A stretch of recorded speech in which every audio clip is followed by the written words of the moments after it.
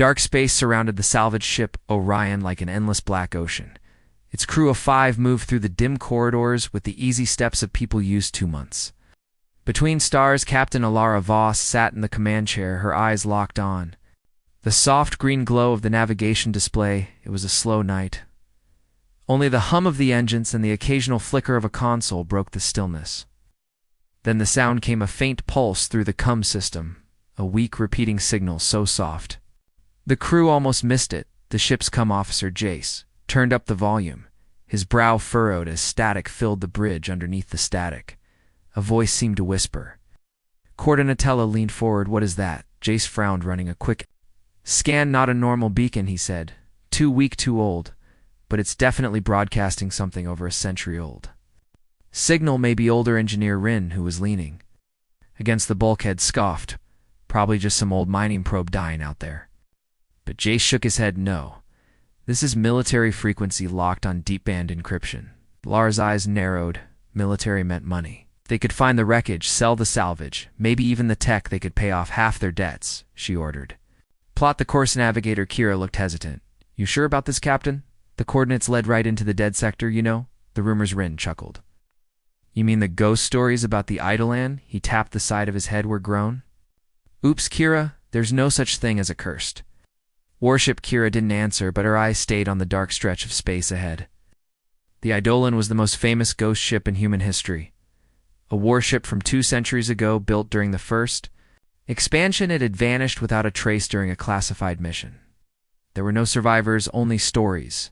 Stories about how anyone who found it never came back. Still, Alara gave the order. The Orion turned, and its engines flared blue, pushing it toward the source of the signal. Days passed without incident, until the scanners picked up a faint metallic mass floating dead ahead. Jace's voice was tight as he confirmed. That's it, matching Eidolon's dimensions perfectly, even its registry number. The crew gathered at the forward viewport and saw a massive silhouette drifting in the dark. Its hull a dark silver color, scarred with burn marks, but intact. No lights, no movement, no sign of life. The ship looked asleep, if ships could. Sleepern whistled. She's beautiful, he said, in the way salvagers speak about treasure. But Kira shivered. Beautiful or not, the thing shouldn't be here. It's been missing for 200 years. Jace's voice was quiet. Captain, the Eidolon is moving. Alara blinked. What? The scanners confirmed it. Slow but definite change in position, but there's no engine output, no power signatures. It was as if the ship was being carried forward by an invisible current. Alara didn't like that lock. Us at 2 kilometers keep us steady for hours. They just watched the warship drift. Every so often its angle would shift, ever so slightly, as though it was turning toward them. Rin called it a trick of perspective, but then Kira gasped. Look on the hull. The others leaned closer. Tiny shapes moved across the Eidolon's surface, like insects crawling over metal too far to make out what they were. Alara ordered magnification. The image zoomed in, grainy, but clear enough. They were machines, small drones, spider-like in shape, their legs scraping the hull in eerie silence. They moved in patterns, almost like they were scanning the outer. Morin muttered under his breath. That's not in any Navy design I've seen, Jace added. They're active. 200 years later? How? Kira whispered. Maybe. They never stopped waiting. Alara pulled herself from the viewport and made the decision. We board her, grab what we can before the drones notice we're here.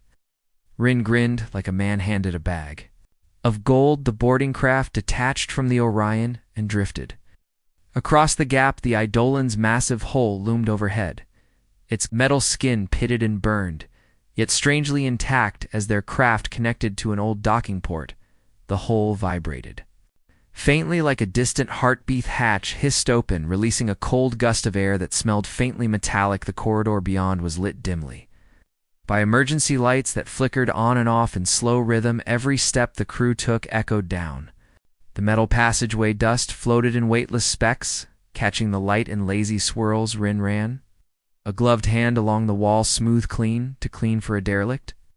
Jace pointed out the walls were lined with tiny slits like vents, but no air moved through them. Every so often a faint whisper echoed from somewhere deep in the ship, like voices speaking words just out of reach. Reached a junction where a terminal blinked weakly. Jace worked on it, and after a few tries it powered up. The screen displayed an old Navy emblem, then a log playback. Began without command, a man's voice deep and weary filled the air. This is Captain Daron Hale of the HSSI Dolan. If anyone finds this leave now, you do not understand what we have seen. The log glitched into static, then resumed lower, more urgent. They are patient, they are clever. And they will follow you. The screen went black. Before anyone could react, the overhead lights dimmed, then flared. A soft metallic tapping began behind them. Slow, deliberate, they turned, but the corridor was empty. The sound came again, closer, like footsteps, but sharper. Rin whispered. We're not alone, then. Kira's unit crackled to life. A voice not recorded, not static, spoke directly to her. Leave now, or they'll find you too. She froze, eyes wide. That wasn't the old captain's voice. It was something else, something aware. Beth. They could retreat. A shadow shifted at the far end of the corridor. Something tall with too many limbs moved. Just beyond the flickering light, it didn't run, it didn't rush. It simply stood watching, then slowly stepped back into the darkness. Jace's hands shook as he shut the terminal down. Lara kept her voice steady but tight. Everyone back to the docking craft now. They moved quickly, their footsteps echoing like drum beats in the silence behind them. The tapping sound followed. Faster now, closer. By the time they reached the airlock, the lights above were flashing rapidly. The hatch controls responded sluggishly, like something was fighting their signal. Rin swore as the sound outside grew heavier, like claws on metal. Finally, the hatch released and they stumbled into the boarding craft, sealing it behind them as they pulled away from the Eidolon. Kira couldn't help looking back. The warship floated in the dark, exactly as before, but now its bow was facing them, perfectly aligned, and in the reflection of its shattered bridge window she thought she saw movement, as though something inside was watching them leave. She didn't tell the others. She just sat back in her seat, heart pounding, because she had a terrible feeling that the Eidolon wasn't drifting randomly at Elite, was following Them's crew of the Orion. Sat in silence. As the ghost warship shrank in the distance, no one spoke, not until they were sure its signal no longer touched their sensors. Captain Ilara Voss leaned back in her chair, but she didn't relax.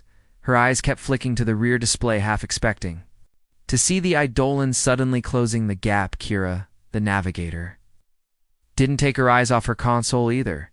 She was tracking every flicker of movement behind them, every blip in the shadows of space, but the warship didn't chase them, at least not openly. Still, Ilara ordered extra distance to more jumps before they stopped moving. Jace, the officer, ran a sweep for the strange voice they'd heard on the derelict. Nothing came through, only the quiet hum of the ship's life systems. Yet the unease never left. When they finally slowed to a drift, Ilara called the crew to the central table. Jace had already started working on the small encrypted data core he'd taken from the Eidolon's terminal. It was a palm-sized block of black metal etched with navy markings. Its encryption was heavy old code, but advanced for its time. Rin, the engineer, hovered over Jace's shoulder. Can you crack it, Jace? Gave a half shrug. Maybe, but it's not just locked. It's like something inside is watching for the wrong. Kieran snorted. What is it gonna do? Yell at us, Ilara? Didn't smile. Keep working. We need answers. The air in the room felt heavy. The smell of machine oil and recycled air hung low, and then, as Jace typed in a sequence, the room went dark. Not just the table lights. The whole ship, every system dropped in an instant. Panic hit like a wave. Voices rose. Flashlights clicked on. Emergency power kicked in after a long heartbeat in the table's screen. Flickered back, but now something else was playing, not the ship's interface. A video feed from somewhere inside the Eidolon. The image was shaky black corridors, illuminated by the faint red glow of emergency lights. The view moved forward like someone was holding a camera, breathing heavy. Then a scream filled the room, high, sharp, and human. The feed cut out. Rin swore loudly. Jace stared at his console. I didn't play that. I didn't even connect to the core. Ilara's voice was low but steady. That was live. It wasn't a recording. Kira looked at her in disbelief. How is that possible? We left the ship. Jace's hands moved fast on the console, trying to find the signal origin. It kept bouncing location tags, jumping from one dead satellite to another like something didn't want to be found. Then the core lit up on its own, a faint white glow pulsing. Slowly, like a heartbeat, the glow grew until their system Activated without input, a voice came through. At first it was static, then it formed words. You took what is ours. Return it, or be claimed like the rest. The voice wasn't mechanical. It was layered deep human tones, but something else underneath, like echoes of many voices speaking in Sinsalara. Leaned closer to the come. Who is this silence? Than the sound of metal scraping against metal, faint but sharp as if right outside the Orions. Holrin jumped to the external cams. Nothing there, empty space. Jace's hands shook slightly as he finally bypassed the first layer of the core encryption. The data began to scroll across the table screen. It was a log, a war record, marked classified. Level 0, the top entry was 2 centuries old, dated the day the Eidolon vanished. Logs described an operation against a target only listed as Entity 1, no species name. No description, just coordinates deep beyond map space the mission had. Been ordered to retrieve something referred to as the Lattice. The Eidolon had succeeded, but on the way back, the logs grew frantic lines. Cut off mid-sentence, sudden bursts of numbers, coordinates mixed with what looked like human names. The last entry stopped with a single line: they are on the ship, and they will not leave Akira, whispered Lattice. Oh, what is that? Rin shook his head. Never heard of it. Ilara leaned back. Before anyone could answer, a sharp noise cut through the air, the same metallic tapping they'd heard on the Eidolon, slow measured, coming from the deck beneath their feet. The crew Frozeren grabbed a scanner, reading no heat signatures, no pressure changes, nothing down there, but the sound grew louder, closer, until it was directly under the table. The deck vibrated faintly, the tapping stopped, then 3 deep thuds shook the metal floor like something testing it from below. Just as console flashed incoming transmission, before Ilara could refuse it, the main display lit up with another feed, this time a man's face, pale, eyes wide with terror, wearing an Old Navy uniform. His lips moved fast, but no sound came behind him. Shadows shifted shapes, with too many limbs closing in. The man reached toward the camera, his mouth forming silent words, "Help us," before the feed cut abrupt. Lithe silence that followed felt alive. Everyone stared at each other, trying to find reason, but no one spoke. Ilara finally said, "Jace, strip the core, copy everything to a separate drive, then eject it." Rin protested. "What if it's worth more intact?" Ilara's gaze was ice. "It's not worth our lives." Jace worked fast, fingers flying across the console. The moment the transfer finished, he yanked the drive free and dropped it into a sealed container. Rin moved to eject the core, but the moment he tried, the lights went red. The ship's warning siren screamed proximity alert. The external cams activated, and the Eidolon was there, filling the screen as it had been waiting the whole time. No engine glow, no movement, but now its hull was so close they could see details. Tiny figures moving along its surface toward them. Kira's voice broke slightly. "How did it get here?" Jace stammered. "No hyperspace signature, no jump readings.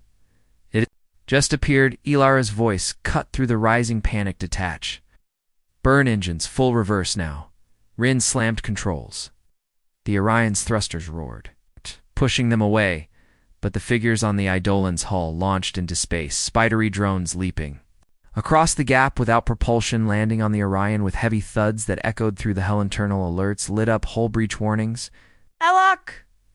Lockdowns, life support fluctuations. One by one, the ship's systems started going dark again. Jace shouted there inside. Ilara gripped her sidearm and looked at the others.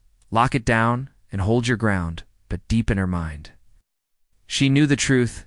They weren't just dealing with a ghost ship. Semth from the Eidolon had crossed over, and it wasn't going to let go. At sound of metal tearing woke the Orion like a nightmare.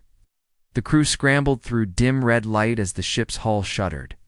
Something was moving inside the ventilation shafts, a fast scraping sound that darted overhead and along the walls. Captain Ilara Voss fired orders into the chaos. Seal the corridors. Kill power to anything not essential. Rin, the engineer, was already at the control panel, shutting off entire sections of the ship, trying to slow whatever was crawling through the ducts. Gira, the navigator, clutched her console, eyes wide. "We've got 5 drones on board at least. Maybe more." Jace, the comm officer, glanced up from his screen. "They're not just moving at random, they're mapping the ship." Ilara's voice was low and sharp. "And they're looking for something," Rin muttered, "or Sumineth. Drones were unlike anything in human Navy design. Small enough to fit through the ducts, but heavy enough that their legs bent metal grates with each step. Their bodies were a shifting dark alloy, as if light slid off them in the wrong way. Each had a cluster of red optics that glowed faint in the dark. Their movement was silent, except for the claws scratching against steel. Rin armed himself with a cutter torch and muttered, "Let them come," but before the crew could mount any defense, the ship's lighting flickered, and the comm system came to life. Without Jace touching it, a voice filled the bridge. "Cold, deliberate humans, you carry what belongs to us. Return it or be erased." The voice wasn't mechanical, it had a weight, like stone dragged across metal behind it. Faintly, other voices whispered in unison, repeating the same phrase over and over: "Return it, return." Just his fingers flew across his console. "I can trace the signal, but I'll need more time." Alara nodded. "Do it, Rin. You're with me. We sweep the lower decks and push them back. Kira, hold the bridge. Keep weapons primed." They moved fast. The corridors felt tighter than before. Shadows leaning closer, the red emergency lights seemed to pulse like a heartbeat down in the lower deck. The first drone appeared, sliding out from a vent, its limbs unfolding with a wet metallic click. Rin fired the cutter, torched the white flame. Licked across the drone's body, the metal hissed, but didn't melt. Instead, the thing leapt sideways into the shadows like a predator. Avoiding a Netron swore under his breath. Alara kept moving down toward the cargo hold. The sound of more claws echoed behind them. Up on the bridge, Kira's sensors pinged a proximity alert. Something big was approaching the Orion from behind. She switched the rear cameras on and froze. The Eidolon filled the screen again, this time much closer. The entire bow pointed straight at them like an arrowhead in the dark.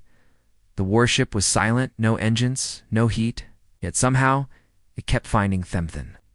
Without warning, the Eidolon transmitted another burst of data directly into the Orion systems. Jace caught it and shouted, "Captain, I've got something. I think this is their war record." The main screen lit up with lines of text, video fragments, and tactical maps. This time the files weren't corrupted. The logs showed the Eidolon's final mission in detail. It had been deployed against an enemy species officially unrecorded in human history. Their ships were alive, built from a self-repairing organic alloy that adapted to every weapon. Humans, US said the war lasted 7 years, fought in systems humans never mapped. The aliens were only ever called the Nameless, and every recorded encounter ended in mutual destruction, except one. The Eidolon had managed to capture something from the Nameless, a spherical device of shimmering crystal energy. Named the Lattice, according to the logs, the Lattice could control the Nameless ships, override them, even shut them down, but it also seemed to call to them no matter the distance. Logs ended with a shaky recording of the Eidolon's captain standing on the bridge, his uniform torn, his face streaked with blood. He spoke into the recorder, "This is Captain Hale, to any who hear me. The Lattice is not a weapon, it's a lure. Destroy it or they will follow forever." Behind him, alarms blared, crews screamed. Shadows moved, and then the feed cut to black. On the bridge, Kira stared at the sealed container holding the small black data core they'd taken from the Eidolon. Her voice was barely a whisper, "Captain, if the Lattice is real, what if we have it now?" Ilara's eyes darkened. "That's what they want," Jace added. "They're not after the core's data, they're after what's bound to it. It'd be part of the Lattice itself, or they could plan their next move." The entire ship shook hard, alarms blaring. The drones on board had coordinated a full breach. The cargo hold doors buckled inward as something massive struck them again. And again Rin's voice came over. "Comes, they've got something bigger with them." Lara drew her sidearm and sprinted to reinforce the hold as the doors finally ripped apart. Thing that entered wasn't like the drones. It stood twice as tall as a human, its limbs long and jointed wrong, its body a mix of metal and something darker like glass, filled with moving shadows. The red optics on its head scanned the room before locking on Alara's position. Its voice rumbled. "Deep return at Trin," hit the torch full power and swung at its legs. This time the flame burned deep into the strange alloy, and the thing screeched, the sound vibrating in their bones. It lashed out, sending Rin flying across the hold, but Alara's shots hammered its optics, forcing it to stumble back. The other drones poured in, climbing walls and sealing gun. The bridge, Jace shouted into comms, "Captain, the Eidolon is powering weapons. Systems, we need to move now, Kira plotted a course to the nearest debris field. Using it as cover, the Orion's engines roared and the ship jerked free from the docking clamps of the fight. Leaving half the drones trapped in decompression, the larger creature was sucked toward the breach, but at the last second, it drove its claws into the hull, stopping itself. Alara fired one last shot point blank into its head. The optics shattered and the thing tumbled out into the void, but even as the debris field loomed ahead, the Eidolons stayed on their tail. Silent, relentless. Kira's knuckles whitened on the controls. She could feel its presence behind them like a shadow stretching. Across space, Jace's voice was quiet, almost to himself. This war never ended, did it? Alara didn't answer, but deep down she knew the truth. Forgotten war was about to start again. Orion drifted deep inside the debris field, broken hulls and shattered stations, floating all around like bones in a graveyard.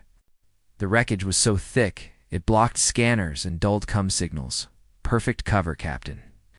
Ilara Voss had cut the main engines, letting the ship glide silently between twisted metal beams and frozen corpses and cracked suits. Butt cover brought no comfort. Everyone on the crew felt it, that sense of being watched. Jace, the comm officer, kept his headset on, trying to track the Eidolon. No sign on the scopes, not even a faint echo, but the feeling didn't fade. It sat heavy in the air like static. Before Stormrin, the engineer checked the sealed container holding the stolen data core. He didn't like touching it, but Alara wanted it secure at all times. The black surface seemed warmer than it should be, faint pulses of light running through its edges like veins. Kira, the navigator, avoided looking at it altogether. She stayed at her console, eyes scanning the debris path ahead. Voice low, "We're not alone," and Lara looked up. "You see something?" Kira hesitated, then pointed. 3 faint blips moving slowly through the wreckage. No transponders, no engine heat, just moving. The pattern was wrong. They weren't drifting with the debris. They were steering around it, closing in from different angles. Right, muttered under his breath. Hunters. Ship stayed dark as the 3 blips got closer. Faint shapes began to emerge from the shadows, tall, spidery silhouettes crawling across floating wrecks. Like insects on bones, their movement was slow, deliberate, precise. They didn't rush. They didn't need to. The Orion was trapped inside the narrow channels of the debris. Phil just whispered, "I'm picking up sound." External mics, faint tapping, scraping like claws on metal. Then one of the hunters stepped onto a derelict cruiser right outside the Orion's starboard viewport. Its body was thin, but stretched long, its head a smooth dark surface broken only by a cluster of dim red eyes. It stood motionless, facing the Orion, as if memorizing every bolt of the hull. Alara's voice was steady, but her jaw was tight. "Keep quiet, keep still," Rin asked quietly. "Think it can hear us through the hull?" Alara didn't answer because she wasn't Sarathan. A faint vibration ran through the deck. The second hunter had latched onto the Orion's underside, moving with slow, measured steps toward the airlock. The third was nowhere to be. Sinkira's hands trembled on the controls. "We could burn engines, break out of the field." Ilara shook her head. "If we light up now, they'll signal the Eidolon." Jace said flatly, "You think it's not already?" Hararan moved for the weapons locker, pulling out 2 shock rifles and a thermal cutter. Alara took one of the rifles and passed the other to Jace. "Stay on the bridge, Kira. If they breach you, burn engines." Without waiting for us, the sound of claws grew louder, echoing through the ventilation shafts. Then the overhead lights died, plunging the ship into darkness. Emergency strips flickered. Dim red shadows moved on the walls. Rin hissed there inside. Ilara swung her rifle toward the corridor. Something darted across the far end, fast to track claws, scraping against the metal floor. Down in engineering, the power relay sparked once, then went dead. Systems dropped one by one. Life support cycling into emergency mode. Ilara knew what was happening. The hunters were not trying to kill them yet. They were cutting the ship piece by piece, herding them toward light. Something. Grin's voice came low from behind a bulkhead. "One's moving toward the core storage." Alara cursed and pushed forward, rifle ready. She reached the storage room just in time to see the third hunter, the one they hadn't spotted before, standing in front of the sealed container. Its claws tapped lightly against the metal in a slow rhythm, like it was thinking, deciding. The glow from the container reflected in its red optics. Alara didn't wait. She fired the shock rifle. The bolt slammed into the hunter's side, making its body spasm, but instead of falling, it vanished into the shadows. In a single fluid leap, the door behind her slammed shut, locking her in the room. Alone, she turned fast, rifle up, scanning every shadow. "Come in," her ear crackled Jace's voice. "Urgent, Captain. We've got movement all over the ship. They're pushing toward the bridge." Ilara keyed back. "Hold them off." The lights in the storage room snapped to full brightness, blinding white, and the walls changed.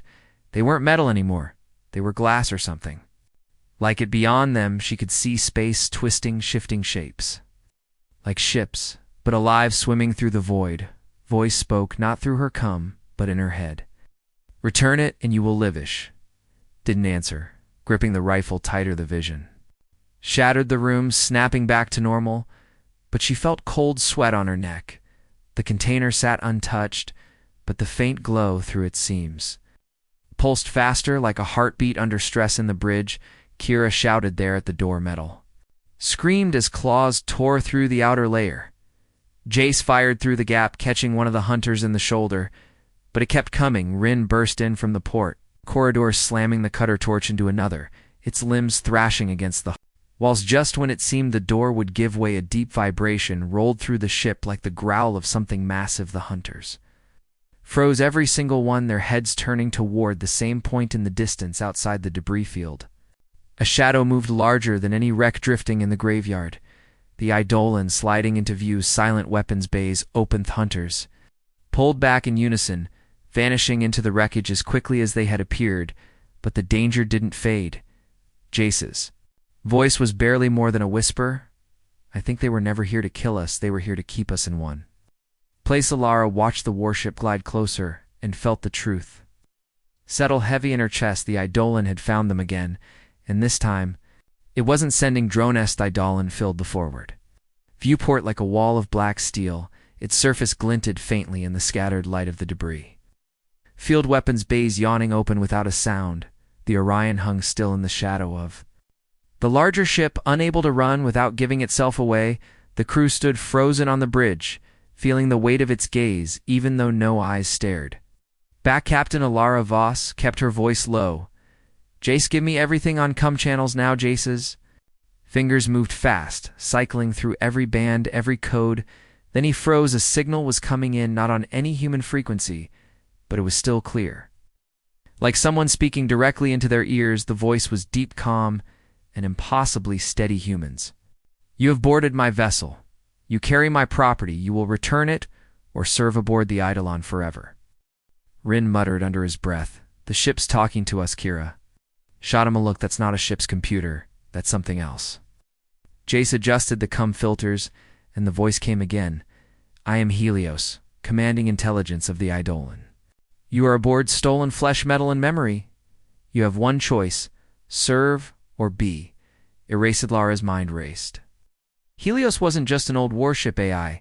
It had been active during the Nameless War. It had survived 2 centuries alone out here, waiting, guarding. Whatever this lattice was, she kept her tone even. "We didn't steal from you. We found your logs. We want to leave." The voice didn't change.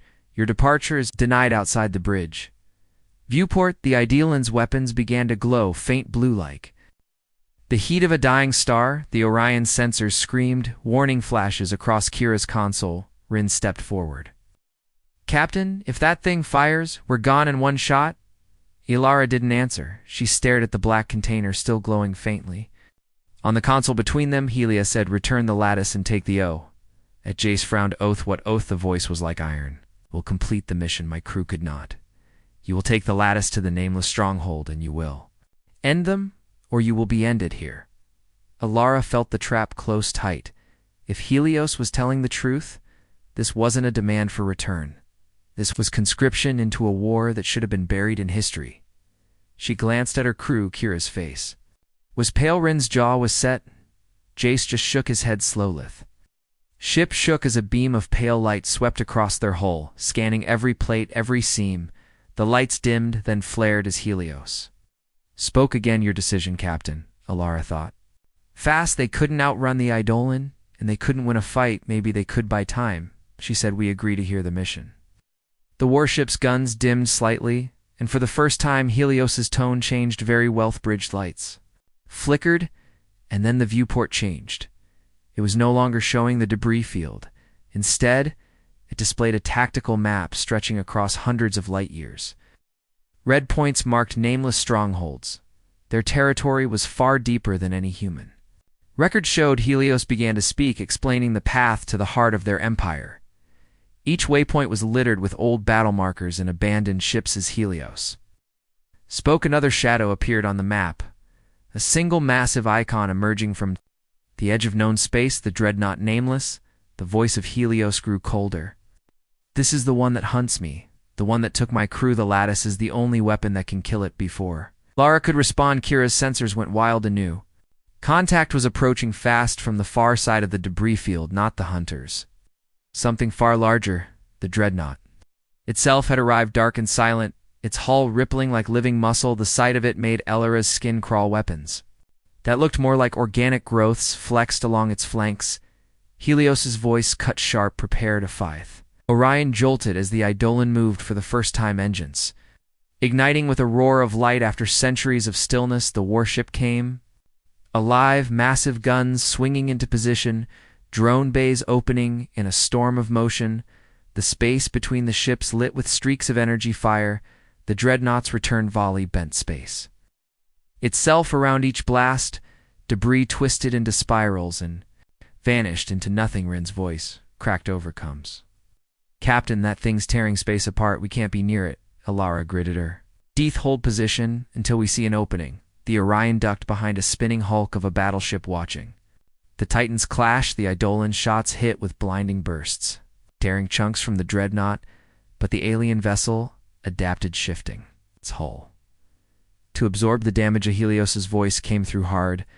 I require your ship. You will dock immediately. Rin looked at Elara. He's serious. Elara made the call. Bring us in, maybe. It's a way to use his guns without giving him full control. The Orion shot forward, engines burning toward the Eidolon's docking bay as the warship fought the dreadnought. The hangar doors opened like the mouth of a beast swallowing them. Hulay, as soon as they were inside the bay, sealed and the Orion locked in place. The ship's system synced with the Eidolon's. The bridge filled with a cold light, and a projection of Helios appeared for the first time, a tall, armored figure made of shifting silver light eyes. Burning blue, it looked at each of them slowly. You will serve, and you will fire. The whisper. The Starbreaker's voice was barely above a whisper. What is the Starbreaker? Helios turned the projection toward the dreadnought outside. It is the only weapon that ends this war once and for all. Dreadnought filled the Eidolon's forward screen like an eclipse swallowing the stars. Its surface seemed alive, shifting in slow waves of black armor, each motion revealing weapons that pulsed like the veins of some deep-sea creature. Even with the shields up, the crew of the Orion could feel its presence in their bones, as if the thing was pressing into their thoughts. Helios's voice was steady, but colder than before. Target cores identified, firing solutions plotted. You will operate the Starbreaker, Captain. Elara Voss stared at the alien giant outside. If we do this, what happens after? Helios's silver projection turned toward her. Then there is no after, only victory or expectation. Rin leaned close to Elara's chair. We don't know what that thing will do. Starbreaker sounds like it could kill us too. Jace checked the incoming telemetry. This weapon's drawing power from every reactor on the Eidolon, and from ours too. We're not just linked, we're part of it. Now outside the battle raged. The Eidolon's main guns lit space with white fire, each shot carving deep craters in the dreadnoughts. Shifting hide, but the alien ship was learning, its armor folding into new shapes to block incoming fire. The dreadnought answered with black lances of energy that ripped wreckage into vapor. One shot grazed the Eidolon's shield, sending a shockwave through the bay. The Orion was docked, and alarm screamed. Kira's hands flew across her console. Shields at 60%, she shouted. Elara didn't flinch. Bring them back to full. Helios, cut-in shields will hold long enough to fire the weapon. The Starbreaker must be charged for 120 seconds. Any delay, and it will fail. Fate was when the dreadnought made its move. A section of its hull split open, and dozens of smaller craft poured out, each one twisted and blade-shaped like shards of the mothership. They didn't move like normal ships. They darted and spun unpredictably, vanishing, then reappearing with bursts of impossible speed. Rin swore those are hunter-killers. Jace's voice went tight. They're heading for the gun arrays. Helios ordered drone countermeasures, deployed the Eidolon's hangars, opened vomiting swarms of defense drones that clashed with the alien attackers in silent bursts of fire and light through the viewport. The battle looked like two clouds of furious insects colliding. Still, some hunter-killers slipped through, slashing at the warship's turrets. One by one, systems started failing the Starbreaker's charge. Timer dropped from 120 to 99 seconds. Alara gritted her teeth. Jace, divert all Orion systems to the Starbreaker Kira patch. Are targeting into Helios's helm? We're helping aim this thing whether he likes it or Nethelius's projection tilted its head. Humans cannot match my targeting algorithms, Elaris. The voice was like a blade. You said victory or extinction. We're here to make sure it's the first, not the second. Helios didn't argue.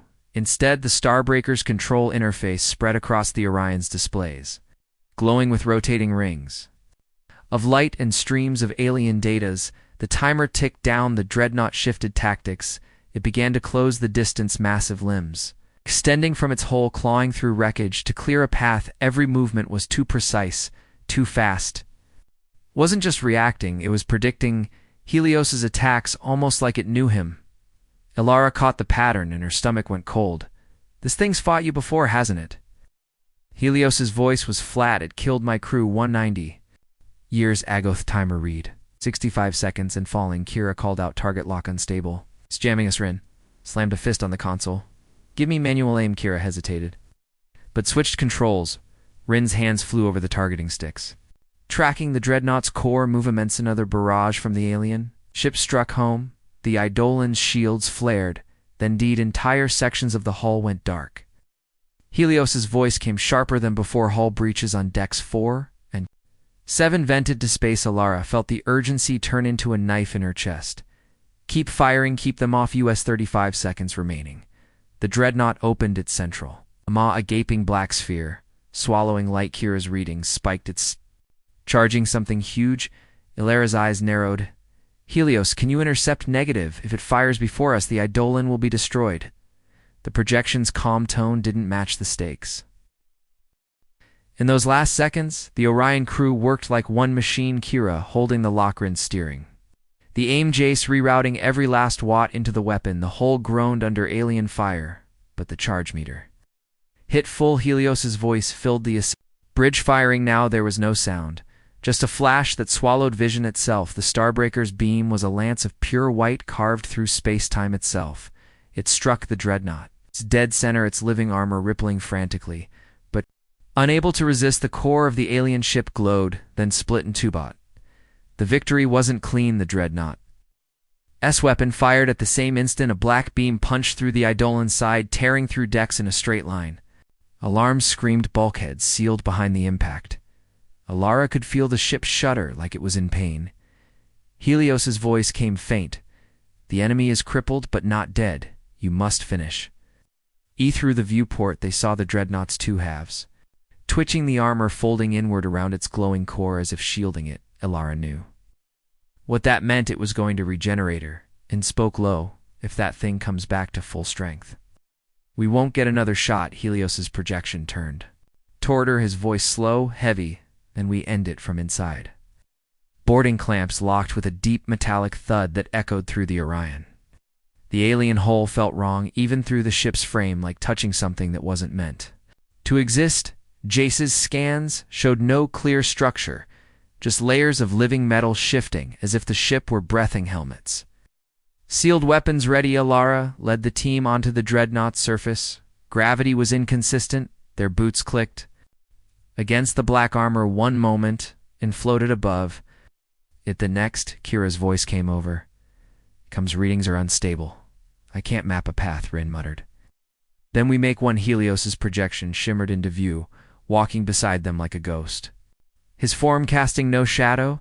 There is a breach here, he pointed toward a seam in the armor that opened like the petals of a petals. A flower at his command. Inside was darkness absolute.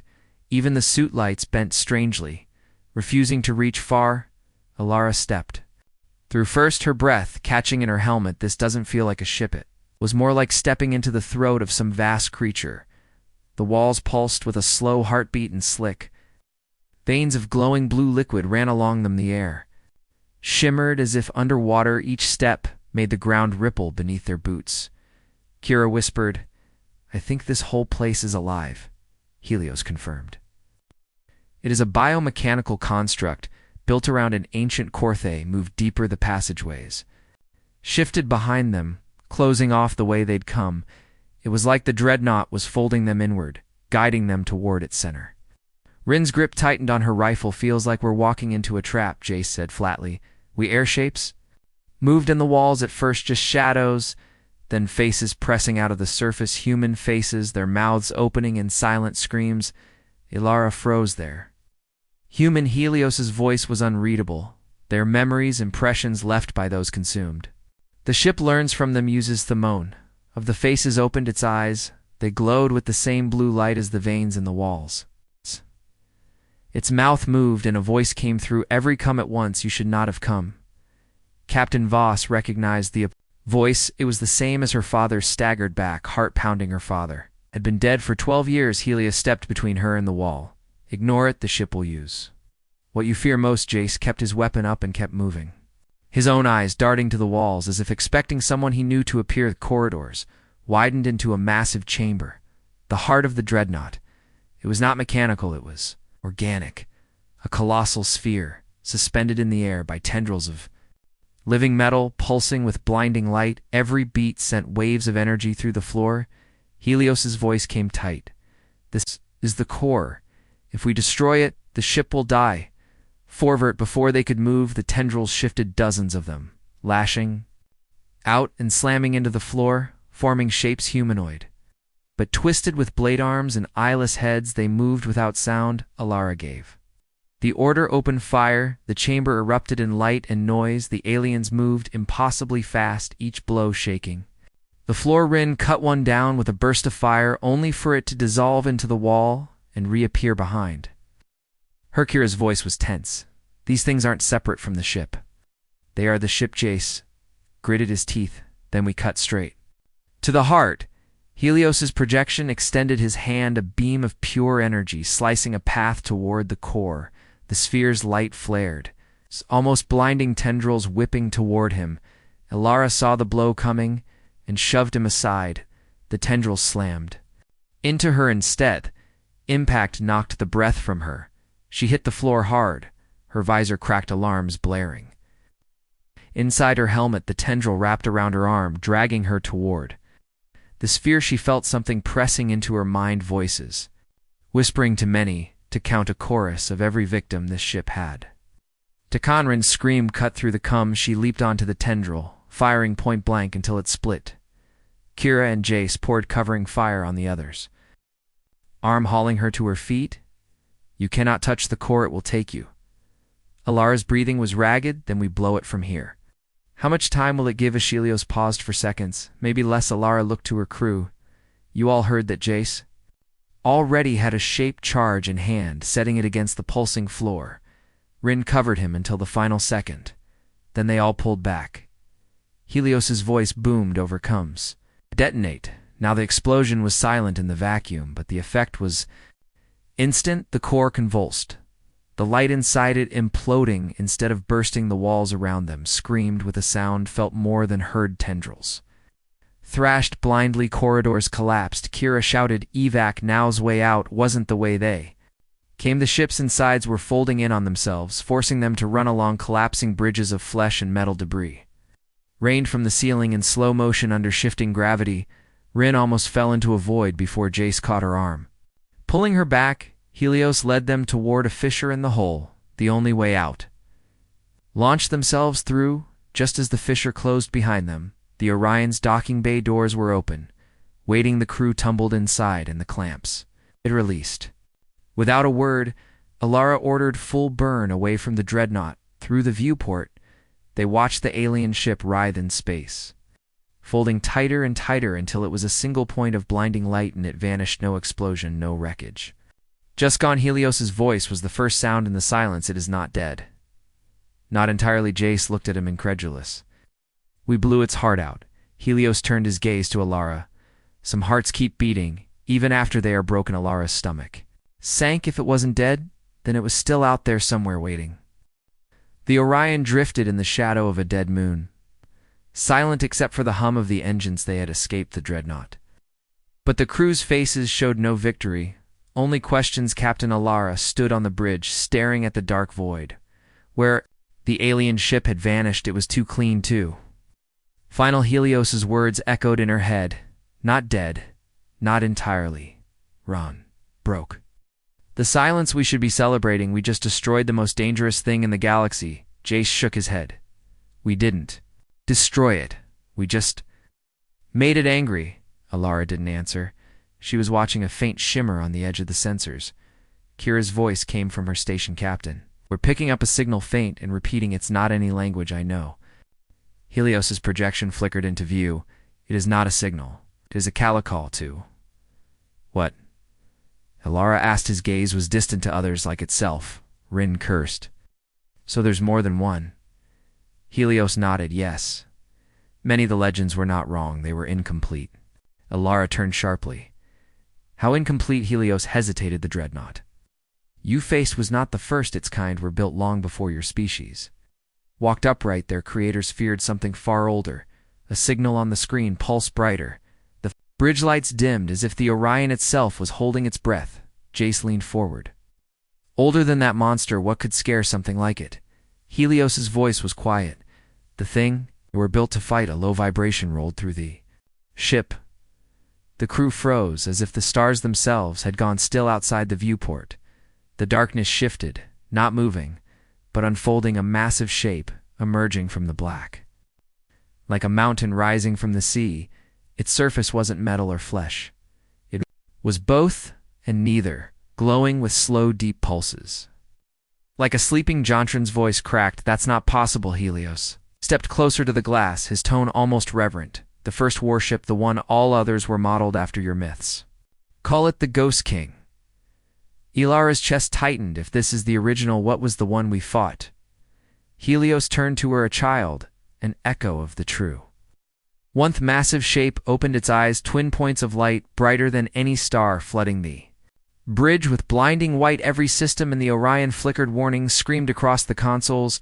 Kira shouted power drain across the board. Life support failing. Alara gave the order, cut all non-essential systems, divert everything to shields. Jace gritted his teeth. Shields won't stop something like that, Helios agreed. No, but they might keep you alive long enough to hear ether. What? The bridge fell silent. The light from the giant warship pulsed in a rhythm almost like speech, and then it comes not through sound, but directly into their minds. You have awakened my children. With voice was vast, older than worlds. Alara forced her thoughts into words. They were killing us. They were hunting every race in the galaxy. The voice rumbled. They were meant to protect you. Protect us, Jace? Barked, protect us? They were tearing fleets apart. The voice was patient. The protectors were corrupted by time, by memory. Without me, they forgot their purpose. Helios face the light. My king, they will not serve again. Will they? The light dimmed? No, they must rest. Alara felt a pressure in her chest, as if the thing was looking straight. Through her, then, I will take them back, and with them the war will end.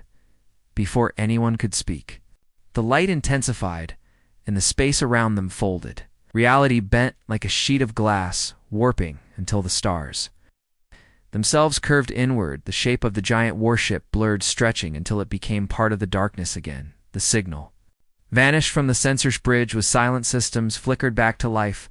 One by one, the hum of the engines returned. Kira whispered, did that just happen? Rin rubbed her face. If it didn't, we all need medical scans. Helios looked at Alara.